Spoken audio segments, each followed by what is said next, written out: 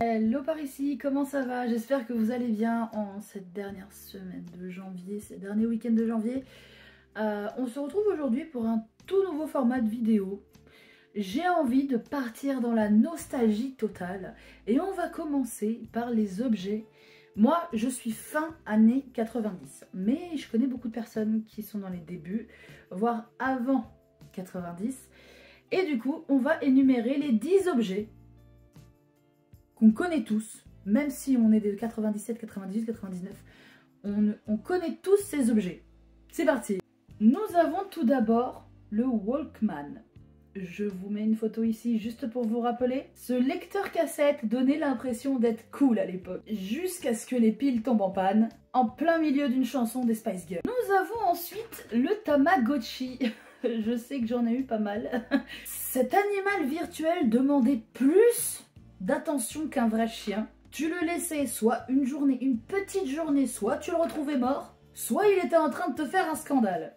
Ensuite, nous avons les cassettes VHS. Entre le rembobinage obligatoire et l'étiquette ne pas enregistrer, c'était la panique si quelqu'un effaçait le Roi Lion pour un match de foot. On va passer à un objet que personnellement je ne trouvais pas du tout stylé, c'était les baskets à LED. Quand on courait, les chaussures s'illuminaient comme une discothèque ambulante. Tu étais la star de des cours de récré pendant environ 2 semaines. Nous avons ensuite les stylos multicolores 4 en 1. C'était un stylo géant avec 4 couleurs, mais que tout le monde cassait en essayant d'appuyer sur les 4 couleurs en même temps. Nous avons bien évidemment les cartes Pokémon qui sont pas mal collectionnées encore aujourd'hui. Tu pensais devenir un riche collectionneur si tu avais le Pikachu holographique.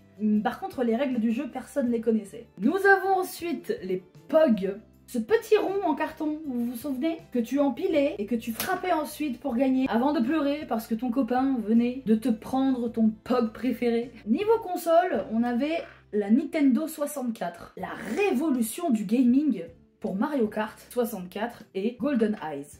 Mais il fallait souffler dans les cartouches pour qu'elles continuent à fonctionner ou qu'elles fonctionnent. C'était de la haute technologie. Ensuite, un petit truc qui est vite passé à la mode, mais je ne pense pas qu'il soit resté longtemps, c'est la décoration cheveux et les chouchous un peu bizarres. Et montagne de chouchous dans les cheveux, les pinces papillons, c'était indispensable. Indispensable pour rivaliser avec Britney Spears. Et on va s'arrêter sur un 10e objet. C'était le téléphone géant transparent, téléphone fixe. C'était le must-have à avoir pour voir les composants à l'intérieur. Comme si tu étais un espion des années 90. Et bien sûr, tu passais des heures pour attendre ton tour afin de pouvoir téléphoner. Mais bon, c'était les belles années. Les enfants d'aujourd'hui ne vont pas trop connaître ça. Enfin déjà, ils sont très